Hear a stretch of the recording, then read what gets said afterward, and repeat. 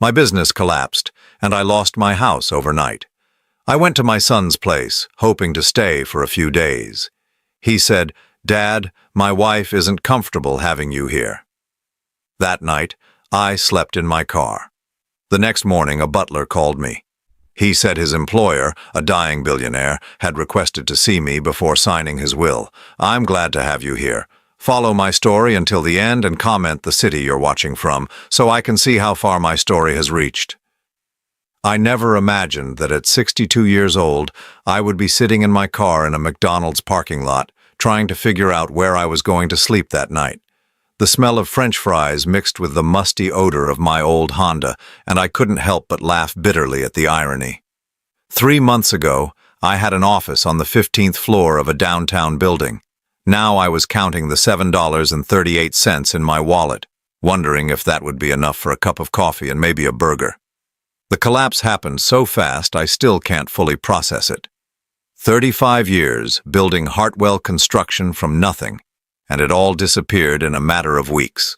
The lawsuit from the Morrison Project was the final nail in the coffin. When their foundation cracked due to soil issues we couldn't have predicted, they came after us with everything they had. My insurance company found a technicality to deny coverage, and suddenly I was facing a $2 million judgment I couldn't pay. I lost the business first, then the house. The bank didn't care about my decades of perfect payment history. Numbers on a spreadsheet don't have feelings, and mine were all in the red. I managed to salvage a few $1,000s from the sale of my tools and equipment, but that money went fast. Rent, food, gas, the basic necessities that I'd taken for granted for so long. That's how I ended up at Michael's door on a Tuesday afternoon, holding a single suitcase and what remained of my pride. My son lived in a beautiful colonial house in the suburbs, the kind of place I'd dreamed of buying when he was little. His wife Sarah had expensive taste, and it showed in every perfectly arranged detail of their home. "Dad?" Michael opened the door looking surprised, even though I'd called ahead. "I thought you were coming this weekend." "Plans changed," I said, trying to keep my voice steady. "Is now a bad time?" Before he could answer, Sarah appeared behind him. I'd never been her favorite person, but the look she gave me that day was different. It wasn't just dislike. It was something closer to disgust. "Walter," she said, my name sounding like a burden in her mouth. "Michael told me about your situation." I shifted the suitcase to my other hand. "I was hoping I could stay for a few days just until I get back on my feet. I won't be any trouble." Sarah crossed her arms, and I noticed Michael's posture change immediately. He'd always been a good kid, but somewhere along, the way he'd learned to read his wife's moods like weather patterns. "The thing is," Sarah continued, her voice taking on that particular tone women use when they're about to deliver bad news wrapped in false concern, "we have the Hendersons coming to stay this weekend, and you know how small our guest room is." I looked at Michael, waiting for him to say something, anything. We both knew the Hendersons lived 20 minutes away and had never stayed overnight in their lives. "Maybe there's a motel nearby," Michael said finally, not meeting my eyes. "Something temporary until you figure things out." Standing there on their doorstep, I felt something break inside me that had nothing to do with money or houses. This was my son, the boy I'd taught to ride a bike, helped with homework, cheered for at every baseball game, the man I'd put through college even when it meant taking on extra debt. "I see," I said quietly. Sarah's expression softened just enough to look sympathetic. "It's not that we don't want to help, Walter. It's just that this is such a difficult time for everyone. Michael's been so stressed about work, and I'm dealing with my mother's health issues. We barely have the emotional bandwidth to handle our own problems." Emotional bandwidth. I wondered when caring for family became something that required bandwidth, like an internet connection. "Of course," I said. "I understand." But I didn't understand. I didn't understand how the same woman who'd called me every time she needed help, moving furniture or wanted someone to watch their dog during vacation trips, could suddenly find me too much of a burden for a few nights on their couch. "There's a Hampton Inn about 10 miles from here," Michael said, finally looking at me directly. "It's not too expensive." $95 a night. I'd checked their website on my phone before coming over. 3 nights would wipe out most of what I had left. That sounds perfect, I lied. Sarah brightened immediately, the way people do when an uncomfortable situation resolves itself in their favor. And once you're settled somewhere permanent, we'd love to have you over for dinner. Maybe next month? Next month. When the inconvenience of my presence would be limited to a few hours and a home-cooked meal. I hugged Michael goodbye, and for a moment he held on a little longer than usual. I thought maybe he was going to change his mind, invite me in, tell Sarah that his father needed help, and that was that. Instead, he patted my back and said, "Take care of yourself, Dad." Walking back to my car, I heard their front door close with a soft click that sounded final. I sat in their driveway for a few minutes, watching their house. The lawn was perfectly manicured, the flower beds arranged with magazine precision. Through the living room window, I could see Sarah moving around, probably already forgetting I'd been there. The Hampton Inn was full. So was the Holiday Inn Express, and the 2 budget motels I tried after that. Apparently, there was some kind of conference in town, and every room was booked. By 8 o'clock, I was parked behind a 24-hour diner, trying to figure out how to sleep in a Honda Civic without looking like a homeless person. The irony wasn't lost on me. I'd spent my entire career building homes for other people, and now I couldn't find a place to sleep. That's when my phone rang. The number on my phone wasn't one I recognized. After the day I'd had, part of me wanted to let it go to voicemail, but desperation makes you answer calls you might otherwise ignore. Walter Hartwell? The voice was formal, precise, with just a hint of an accent I couldn't place. Speaking. My name is Edmund Blackwood. I'm calling on behalf of my employer, Mr. Harrison Blackwell. He would very much like to meet with you tomorrow morning if you're available. I shifted in the driver's seat, trying to get comfortable against the Honda's worn upholstery. I'm sorry, who? Harrison Blackwell, Edmund repeated patiently. He's requested a meeting with you at 10 o'clock tomorrow morning. It's quite urgent, I'm afraid. The name meant nothing to me. In 35 years of construction work, you meet a lot of people, but Harrison Blackwell wasn't ringing any bells. I think you might have the wrong Walter Hartwell, I said. I don't know anyone by that name. There was a pause, then the sound of papers rustling. Walter James Hartwell, born March 15, 1962, previously owner of Hartwell Construction? My stomach tightened. How do you know about my business? Mr. Blackwell has been quite specific about wanting to meet with you. He's not in the best of health, and time is rather precious. I looked around the empty parking lot. A few hours ago, I'd been turned away by my own son. Now a complete stranger was asking for a meeting like I was someone important. What does he want? I'm afraid I can't discuss the details over the phone, but I can tell you that Mr. Blackwell is prepared to compensate you for your time. Would $500 be sufficient for a 1-hour meeting? $500. More than I'd seen in weeks. I thought about my $7.38, about sleeping in my car, about the look on Sarah's face when she'd suggested a motel. Where? The Blackwell estate. I can send you the address. Shall we say 10 o'clock? I'll be there. After hanging up, I sat staring at my phone screen. The whole conversation felt surreal, like something that happened to other people. Rich strangers didn't just call up failed contractors and offer them money for meetings. But then again, a week ago, I wouldn't have believed I'd be sleeping in my car either. The address came through a few minutes later, 37 Elm Ridge Drive. I plugged it into my GPS and wasn't surprised to see it was in Millbrook Heights, where the houses started at $2 million and went up from there. I tried to sleep that night, but the Honda's seats weren't designed for someone my size. Every time I started to doze off, a car would pull into the diner's parking lot, headlights sweeping across my windshield. I spent most of the night staring at the ceiling, wondering what kind of man had enough money to pay $500 for an hour of a stranger's time. By morning, I was stiff, tired, and more than a little nervous. I cleaned up as best I could in the diner's bathroom, combing my gray hair with my fingers and splashing cold water on my face. The man in the mirror looked older than 62, worn down by months of stress and a night in a car. The Blackwell estate was everything I'd expected and more. The gates alone probably cost more than most people's cars, electronic and imposing, with B emblems worked into the iron scrollwork. A voice came through the intercom before I could even announce myself. "Mr. Hartwell, please proceed to the main house."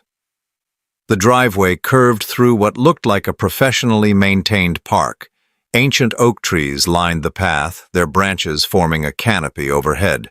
The house, when it finally came into view, wasn't just large, it was magnificent. Colonial architecture with modern touches, probably 20,000 square feet, sitting on grounds that seemed to stretch forever. I parked my Honda between a Mercedes and a BMW, feeling like I'd brought a skateboard to a car show. Edmund Blackwood met me at the front door. He was exactly what I'd pictured. Tall, thin, impeccably dressed in a dark suit that probably cost more than my car. His gray hair was perfectly styled and his handshake was firm but brief. "Mr. Hartwell, thank you for coming. Mr. Blackwell is waiting for you in his study." He led me through rooms that belonged in a museum. Persian rugs covered hardwood floors that gleamed like mirrors. Oil paintings in heavy frames lined the walls, and every piece of furniture looked like it had been handcrafted by someone who'd never worried about money. The study was smaller than the other rooms, but somehow more impressive. Floor-to-ceiling bookshelves filled with leather-bound volumes, a massive mahogany desk, and windows that looked out over gardens that probably required a full-time staff.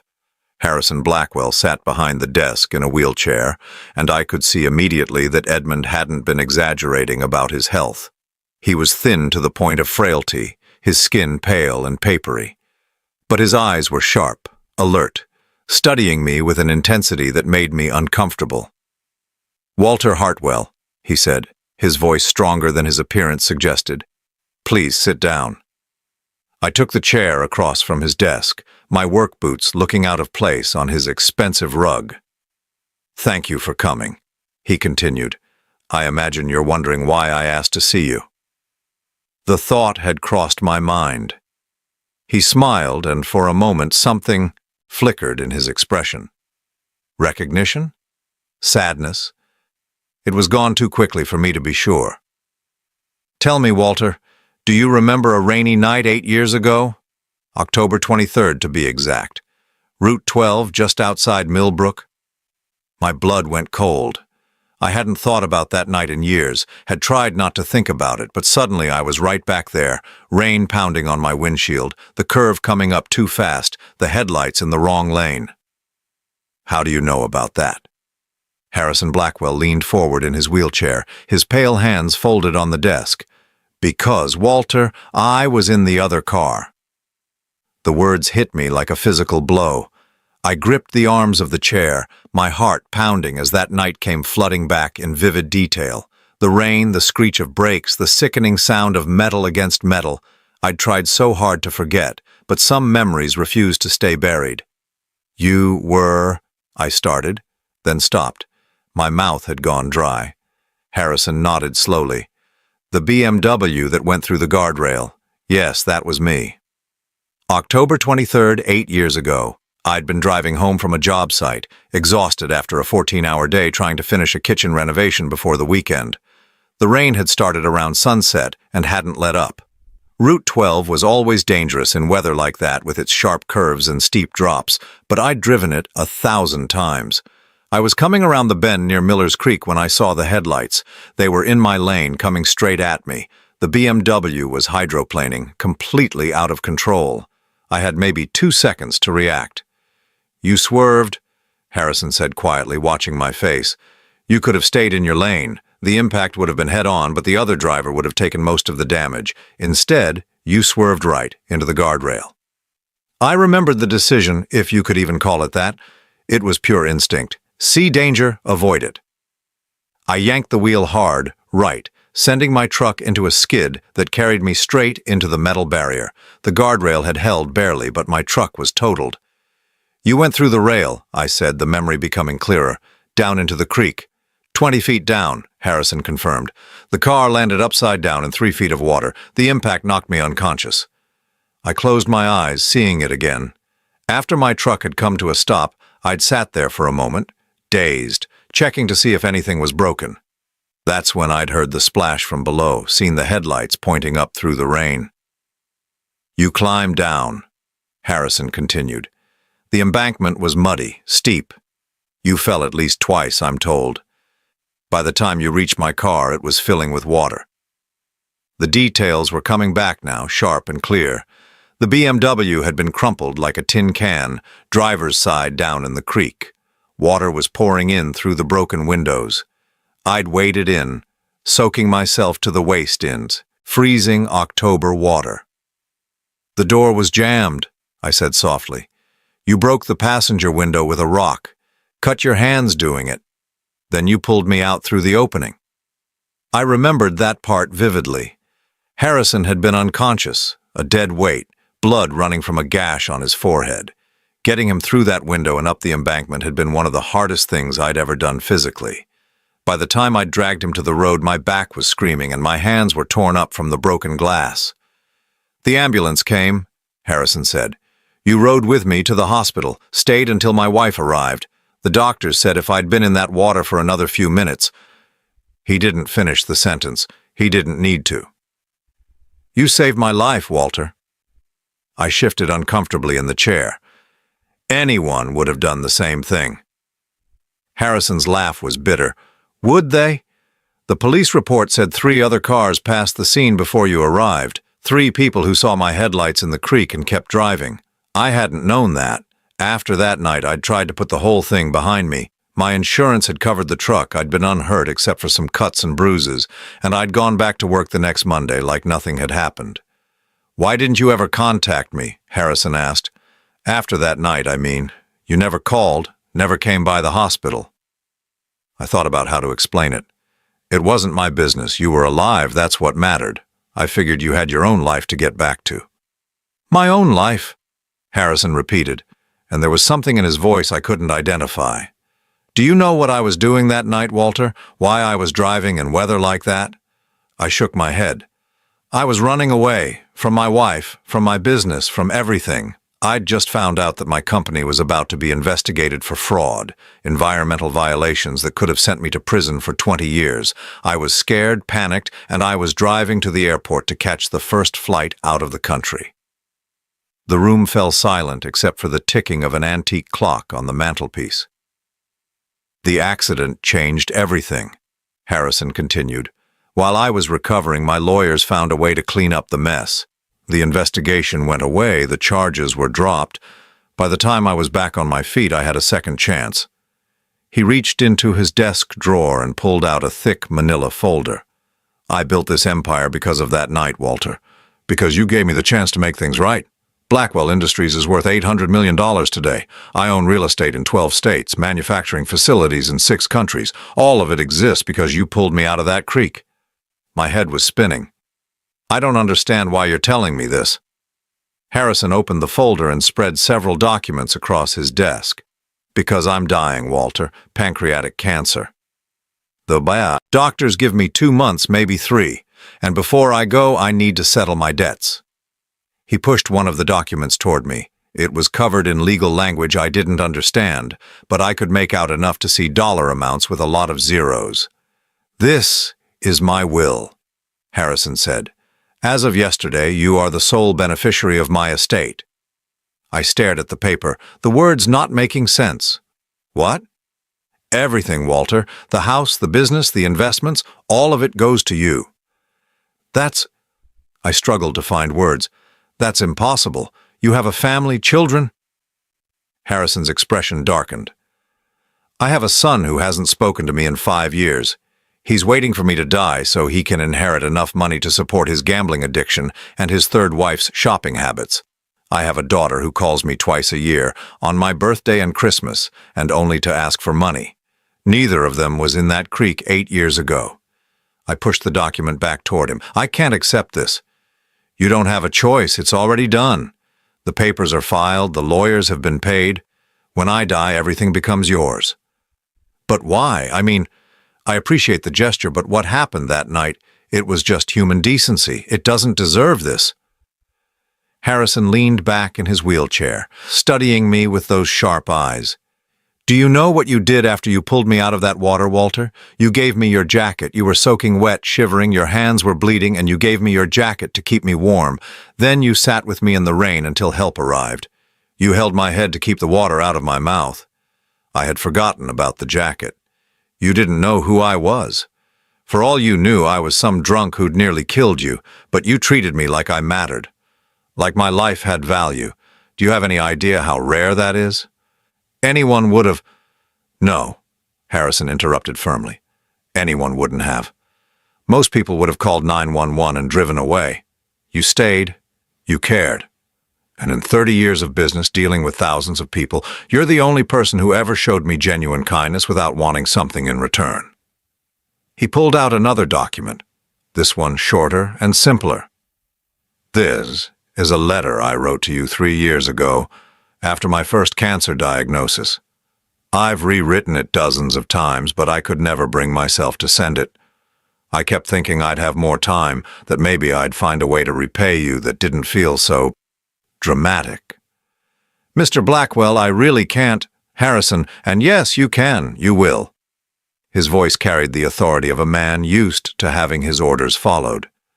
Because whether you like it or not, Walter, you're about to become a very wealthy man.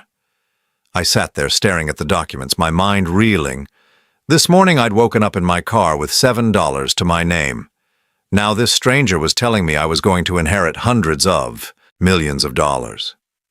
There's something else, Harrison said, his voice softer now. Something you need to know before you make any decisions about your family. He reached for a thick file folder I hadn't noticed before, one with my name written on the tab in neat handwriting. I've been keeping track of you, Walter, not in a creepy way, he added quickly, seeing my expression, but I wanted to know how you were doing, whether you were happy, successful, if you needed anything. I hired a private investigator to do periodic checks. My stomach clenched. What kind of checks? The last report came in 2 weeks ago. I know about your business, about the lawsuit, about losing your house. I know you went to your son for help. Harrison opened the file and pulled out several photographs.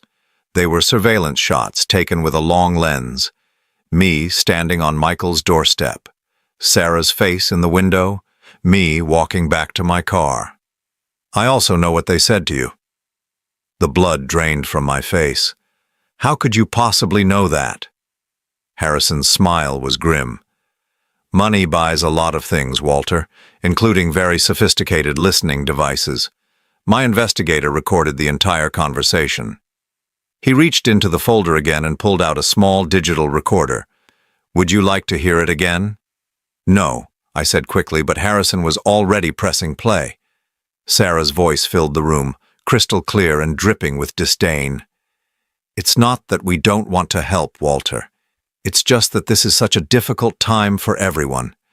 Michael's been so stressed about work, and I'm dealing with my mother's health issues. We barely have the emotional bandwidth to handle our own problems. Then Michael's voice, weak and apologetic. Maybe there's a motel nearby. Something temporary until you figure things out. Hearing it again was worse than living it the first time. The casual cruelty, the complete lack of empathy. These were people who'd called me when they needed help moving, when they wanted someone to watch their dog, when they needed a co-signer for their first mortgage. Harrison clicked off the recorder. There's more, if you'd like to hear it. Conversations they had after you left. About how relieved they were that you didn't push harder, about how they'd been dreading this day for months, knowing eventually you'd come asking for help. I felt sick. Why are you showing me this?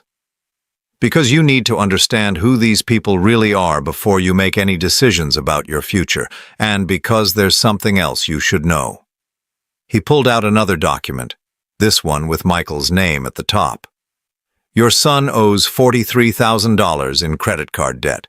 His wife has a shopping addiction that they've been hiding for years. Their mortgage is underwater and they're 3 months behind on payments.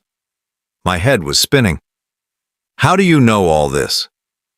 Credit reports, bank records, public filings. It's amazing what money can buy in terms of information. Harrison's expression was grim. They're facing foreclosure, Walter. Within 6 months, they'll lose their house. But Michael said business was good. He got that promotion last year. The promotion came with a salary increase of $8,000 annually. Sarah's spending increased by $30,000 that same year. Harrison showed me a spreadsheet covered in numbers. She spends more on clothes in a month than most people make. I stared at the papers, trying to process what I was seeing. They're broke. Worse than broke, they're drowning, and they know it. Then why wouldn't they help me? If they understood what it was like to struggle. Harrison's laugh was bitter. Because admitting they had financial problems would have meant admitting Sarah was wrong, and Sarah is never wrong. It was easier to paint you as the irresponsible one, the father who should have planned better. The room felt like it was closing in on me. Everything I thought I knew about my son's life was a lie. The beautiful house, the expensive cars, the perfect suburban existence. It was all built on debt and denial. "There's more," Harrison said gently. "Conversations between your son and his wife about you, about your financial situation." He pressed play on the recorder again. "He's probably expecting us to bail him out," Sarah's voice said. "I mean, that's what parents are for, right? To clean up their children's messes." "Dad's not my child," Michael replied, but his voice was uncertain. "Might as well be. He's always been impractical. Who starts a construction business without planning for economic downturns? It's like he never learned how to be a real adult." Michael's voice again. "Maybe we could help him with a small loan." "With what money, Michael? We can barely cover our own expenses. Besides, he made his choices. He had 35 years to save for retirement, to build a safety net. It's not our fault he didn't." "But he's my father, and I'm your wife. Your primary responsibility is to me and our future children, not to some old man who couldn't manage his own life properly."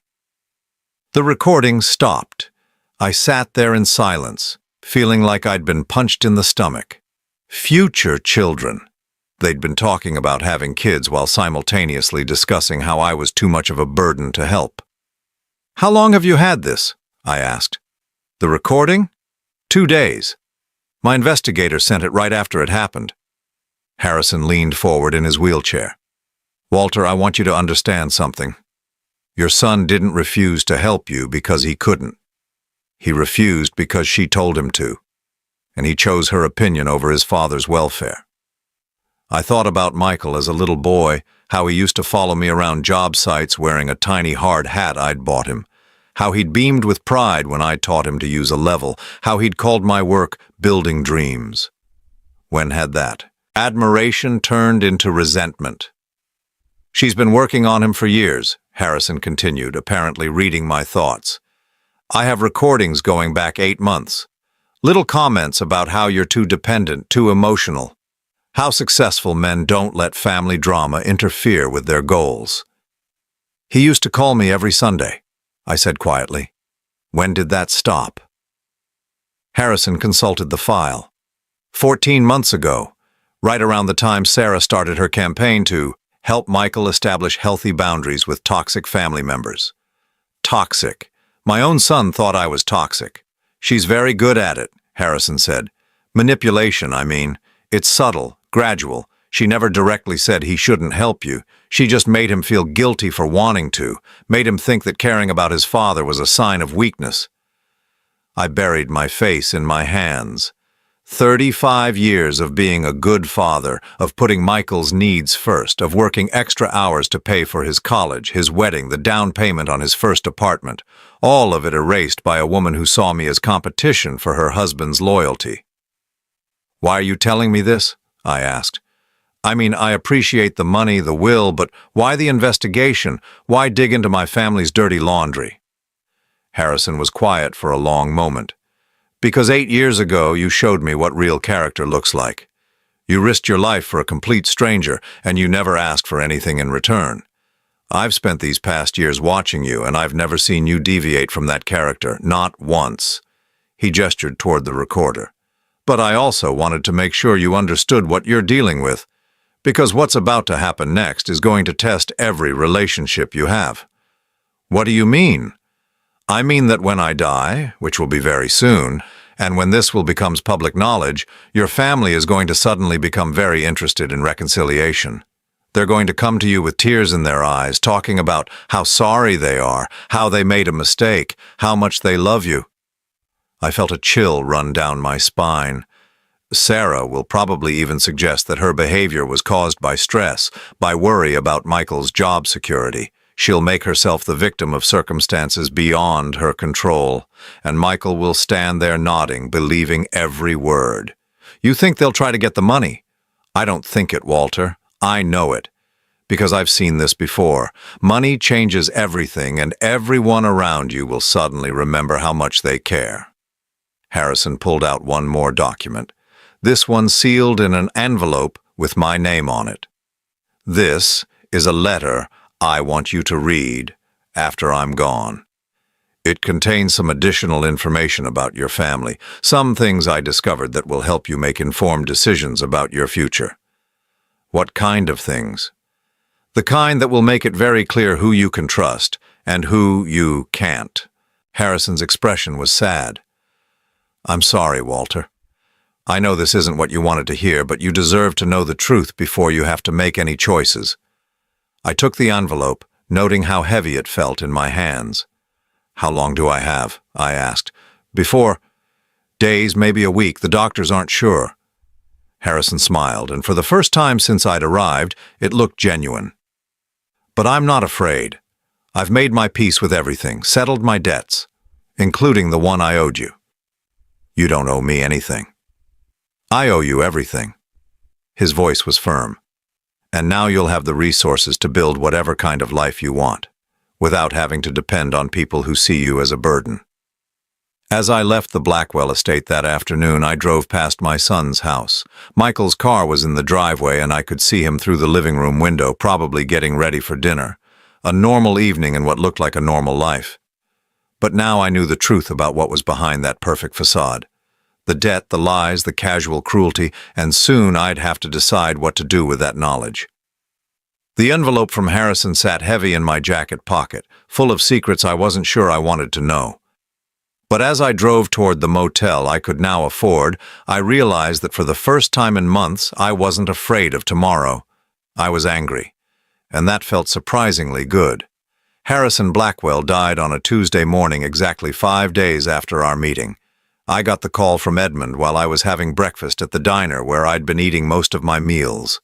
The funeral was private, he said, just immediate family. I wasn't invited, which was fine by me. I'd said my goodbyes already. The will reading was scheduled for the following Friday. Edmund had insisted I attend, even though I already knew what it contained. He said there were additional documents Harrison wanted distributed, things that couldn't be handled through normal legal channels. I spent those intervening days in a strange kind of limbo. I'd upgraded from sleeping in my car to a decent motel room, but I didn't dare make any major plans. Part of me still couldn't believe this was real. Maybe Harrison had changed his mind at the last minute. Maybe his family would contest the will. Maybe I'd wake up tomorrow and find out it had all been some elaborate mistake. But Friday morning came, and Edmund called to confirm the appointment. The law offices of Pemberton, Hayes and Associates occupied 3 floors of a downtown building that screamed old money, the kind of place where the furniture was older than most people and the secretaries spoke in hushed, reverent tones. I arrived 15 minutes early, wearing the only decent suit I owned. It was 5 years old and didn't fit quite right anymore, but it was clean and pressed. The receptionist directed me to a conference room on the 20th floor, where floor-to-ceiling windows offered a view of the city that probably cost more per square foot than most people's entire apartments. I wasn't alone.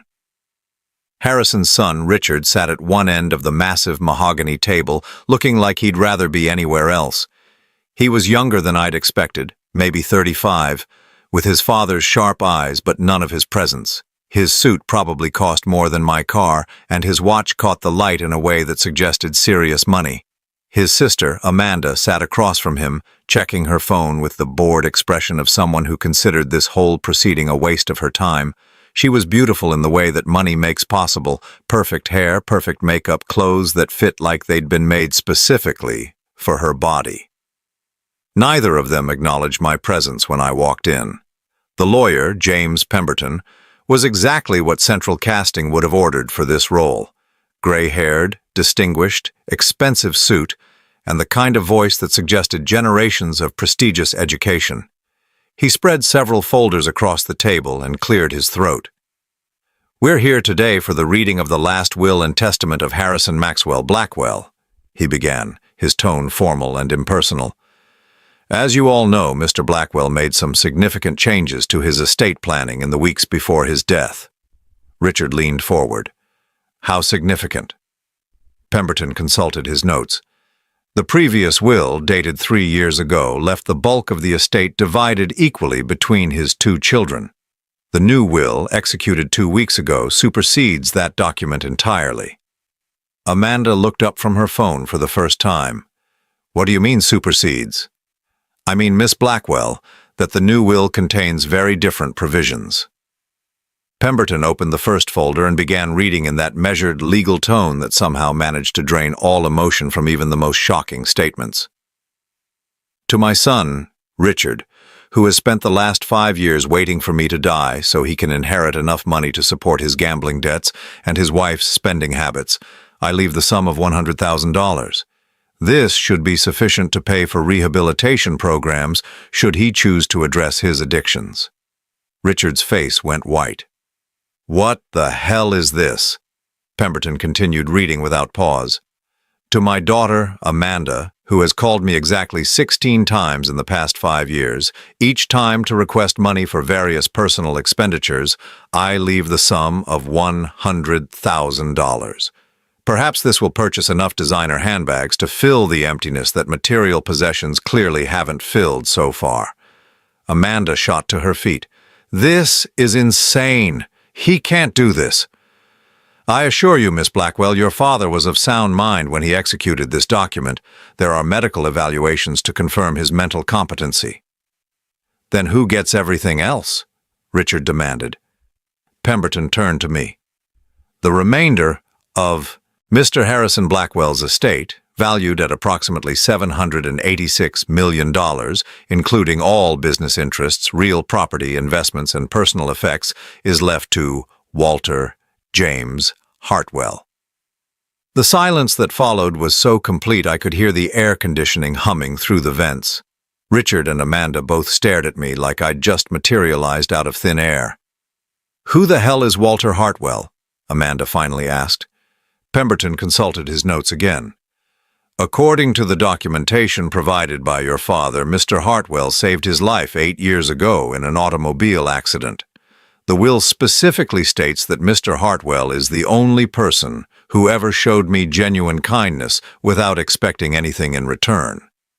Richard's chair scraped against the floor as he pushed back from the table. "This is insane. Our father leaves nearly $800 million to some random stranger because of a car accident." "Not random," I said quietly. It was the first time I'd spoken since entering the room. "I pulled your father out of a creek after his car went through a guardrail. He would have drowned if I hadn't been there." Amanda rounded on me. "So what? You did what any decent person would do, and now you think you deserve our inheritance?" "I didn't ask for this," I said. "I didn't even know who your father was until a week ago." "Bullshit," Richard snapped. "Nobody gives away that kind of money to a stranger. What's your angle? What did you do to manipulate him?" Before I could answer, Pemberton cleared his throat again. "There are additional documents your father asked me to distribute." He handed me a sealed envelope with my name on it, then gave similar envelopes to Richard and Amanda. He requested that these be opened and read aloud in everyone's presence. My envelope contained a single sheet of paper with Harrison's letterhead. The handwriting was shaky but legible. "Walter," I read aloud, "if you're reading this, then Richard and Amanda have just learned that their years of indifference and greed have finally caught up with them. They're probably calling you a manipulator, suggesting you somehow tricked a dying old man into changing his will. Don't let them. You earned this inheritance 8 years ago, when you risked your life for a stranger. But you've proven you deserve it every day since by living with integrity and kindness, qualities my children never learned." I looked up to see both siblings, staring at me with undisguised hostility. Richard tore open his envelope and began reading in a voice tight with anger. To Richard, your gambling debts currently total $623,000. You've borrowed against your trust fund, taken cash advances on 17 different credit cards, and forged my signature on 3 separate occasions to access funds from accounts you had no right to touch. The private investigator's report is attached for your reference. His face was scarlet now. He was having us investigated? Amanda's hands were shaking as she opened her own letter. To Amanda, in the past 3 years, you've spent over $400,000 on clothes, jewelry, and cosmetic procedures while claiming to be a struggling artist. You've never sold a single painting, never held a job for more than 2 months, and you've been living off money you've been stealing from the household account for years. The documentation is attached. She crumpled the letter in her fist. This is harassment. This is character assassination. This is truth, Pemberton said calmly. Your father was very thorough in his documentation. Richard turned to me, his face twisted with rage. You did this. You poisoned him against us. I met your father exactly once before he died, I said, last week. Then how did he know about our... Richard stopped himself, apparently realizing that finishing that sentence would be an admission. Your father hired private investigators, Pemberton explained. He wanted to understand who he was leaving his money to. That included investigating his own children. Amanda was crying now, but they were angry tears, not sad ones. He was our father. How could he humiliate us like this? Maybe, I said quietly. He was hoping you'd prove him wrong. The meeting continued for another hour, covering the technical details of the inheritance, the transfer of assets, the legal procedures that would need to be followed. But the real drama was over. Richard and Amanda left without saying goodbye, their faces set in identical expressions of fury and disbelief. As I walked to my car afterward, my phone rang. Michael's name appeared on the screen. Dad, I just heard, is it true? About Harrison Blackwell? Word traveled fast in a city this size. I wondered who had called him, how the news had already spread. It's true. Jesus, Dad, $700 million? That's incredible. There was something in his voice I'd never heard before. Not excitement exactly, more like calculation. Yeah, I said, it's incredible. Listen, Sarah and I were talking and we feel terrible about the other day. We were stressed, overwhelmed, and we said some things we didn't mean. We'd love to have you over for dinner tomorrow night. To celebrate and to apologize.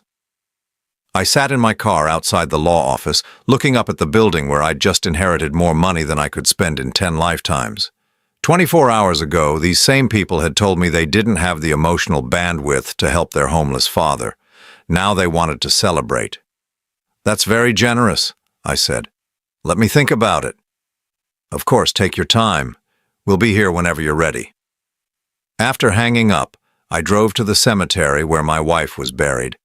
Margaret had been gone for 12 years now, cancer taking her just 2 years before, the accident that had changed everything. I sat by her headstone and told her about Harrison, about the inheritance, about our son's sudden change of heart. What should I do, Maggie? I asked the granite marker. You always knew what was right. The wind rustled through the oak trees overhead, but it didn't sound like an answer. It just sounded like wind. That night, I opened the sealed envelope Harrison had given me during our meeting, the one with additional information about my family. Inside were photographs, bank records, and a transcript of a conversation between Michael and Sarah from just 3 days ago. If he really does inherit all that money, Sarah's voice said on the recording, we need to make sure we're back in his good graces. I've been thinking about how to handle this. Handle what? The reconciliation. We can't just pretend nothing happened. We need a story that explains our behavior without making us look bad. What kind of story? We were protecting him. We knew he was proud and we didn't want him to feel like a charity case. So we encouraged him to be independent, to solve his own problems. It was tough love. Michael's laugh was hollow, You think he'll buy that? He'll want to buy it. Nobody wants to believe their family doesn't care about them. Give people a face-saving explanation, and they'll usually take it. I turned off the recording and sat in the darkness of my motel room, feeling something cold and hard settle in my chest. Tomorrow I'd go to dinner at my son's house, but not for the reasons they expected. I arrived at Michael's house at exactly 7 o'clock, carrying a bottle of wine I'd bought for the occasion. Not an expensive one. I was curious to see if they'd notice. Sarah answered the door wearing a dress I'd never seen before, something that probably cost more than I used to make in a week. "Walter." She embraced me like we were old friends, holding on just a little too long. "I'm so happy you could come. We have so much to talk about." The house looked different somehow. Cleaner, more organized, like they'd spent the day preparing for an important guest. The dining room table was set with their good china, candles flickering in crystal holders. It was the kind of effort they'd never made for regular family dinners when I was just their broke father. Michael appeared from the kitchen, grinning broadly. "Dad, come in, come in. Can I get you a drink? We've got that scotch you like." I'd never expressed a preference for any particular scotch, but I didn't correct him. "Just water for now," I said. Sarah took my arm, guiding me toward the living room. "We thought we'd sit and talk before dinner. There's so much catching up to do." We settled into their expensive furniture, and for a few moments nobody spoke. They kept glancing at each other, some kind of silent communication I wasn't supposed to notice. "So," Michael finally said, his voice carefully casual, "this inheritance thing, that's really something." "It is." $700 million, Sarah said, shaking her head in apparent amazement. "I can't even imagine having that kind of money. What are you going to do with it all?" "I haven't decided yet." Another glance between them. Sarah leaned forward, her expression earnest. "Walter, before we go any further, Michael and I need to apologize for the other day. We handled that situation terribly." "We were stressed," Michael added quickly. "Sarah's mother has been having health problems and my job's been crazy. We weren't thinking clearly." Sarah nodded vigorously. "The truth is, we were trying to protect you. We knew how proud you are, how independent. We thought if we offered to help right away, you'd feel like a charity case." "It was tough love," Michael said, using exactly the phrase from the recording. "We wanted you to know we believed in your ability to bounce back." I took a sip of my water and studied their faces. They looked so sincere, so concerned. If I hadn't heard the recording, I might have believed them. "That's very thoughtful," I said. "We've always believed in you, Dad. You raised me to be strong, independent. We just wanted to honor that." Sarah reached over and squeezed my hand. "Family is the most important thing in the world. We never want you to doubt that we love you." "Of course," I said. "Family is everything." They both relaxed visibly. Sarah smiled, the kind of radiant expression she usually reserved for when she got her way about something. "So tell us about this Harrison Blackwell," she said. "What was he like?" I described my meeting with Harrison, leaving out the parts about the surveillance and the recordings. I told them about the accident, about pulling him from the creek, about how grateful he'd been. "You saved his life," Michael said, pride evident in his voice. "Of course he wanted to reward you." "It's like something out of a movie," Sarah added, "the hero getting his just reward." Dinner was elaborate. Prime rib, expensive wine, all of my supposed favorite foods. They asked questions about my plans, offered suggestions about investments and financial advisors. Sarah mentioned a charity she supported, something about children's literacy, and how wonderful it would be if I wanted to get involved. "Philanthropy is so important when you have means," she said. "It's a way of giving back, of making a difference." "We could help you set something up," Michael offered. "Sarah has connections in the nonprofit world." After dinner, we moved to the living room for coffee. That's when Sarah brought out the photo album. "I was going through some old pictures," she said, settling beside me on the couch. "Look at this one. It was from Michael's wedding day, all of us smiling at the camera. We look so happy," she said softly. "Family is everything, isn't it?" She turned the pages, showing me pictures from holidays, birthdays, graduations, all the moments when we'd been together, when everything had seemed normal. "I know we haven't been as close as we should be," Michael said.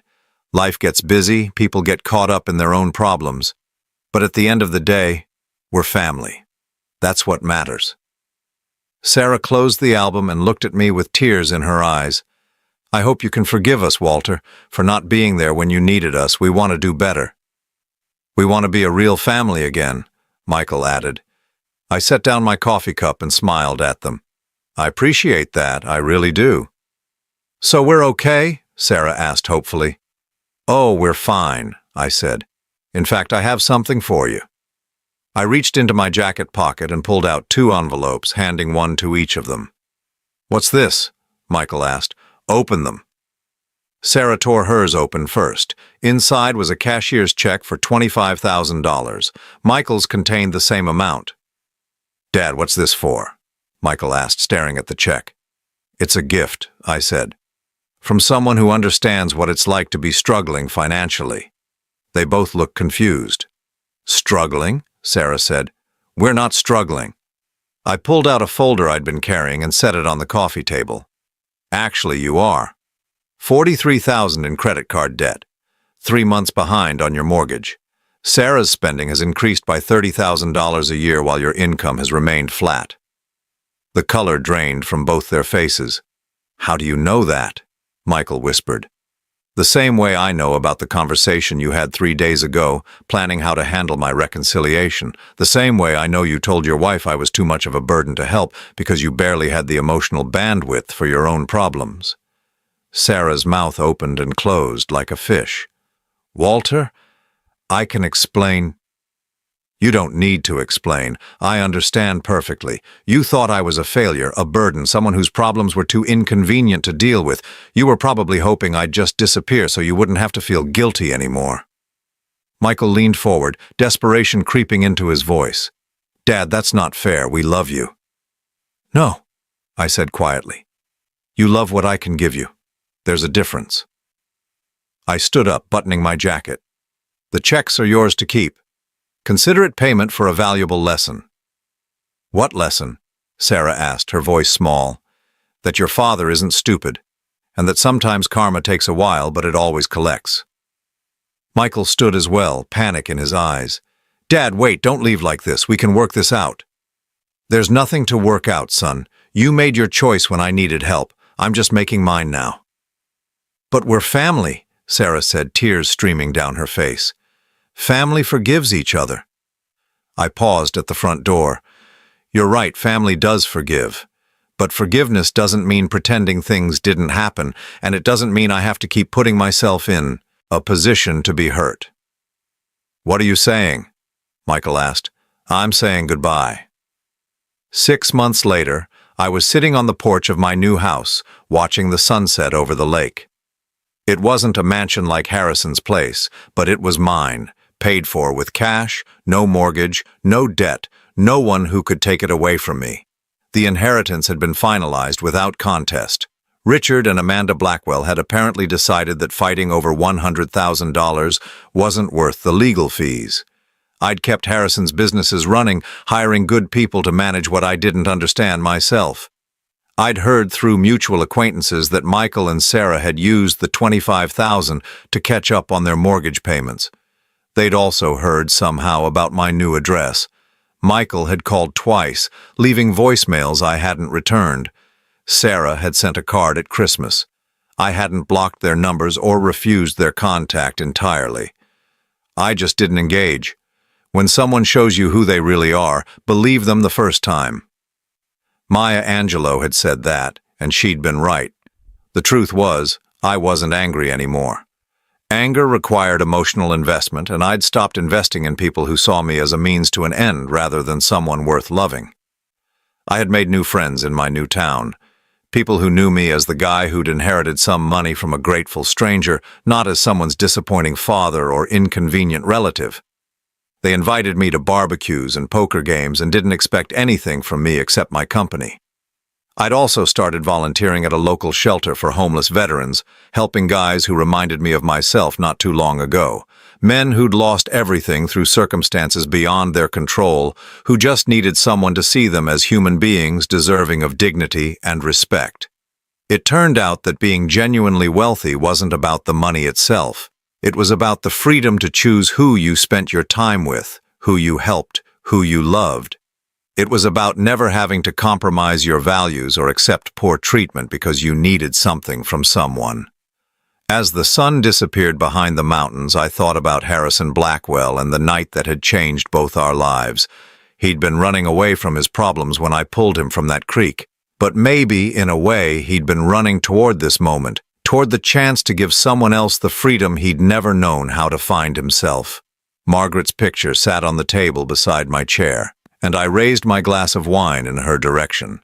"We did okay, Maggie," I said to the photograph. "We raised a son who became exactly what his mother wanted him to be. That's not our fault." The evening air was soft and warm, filled with the sound of crickets and the gentle lapping of water against the shore.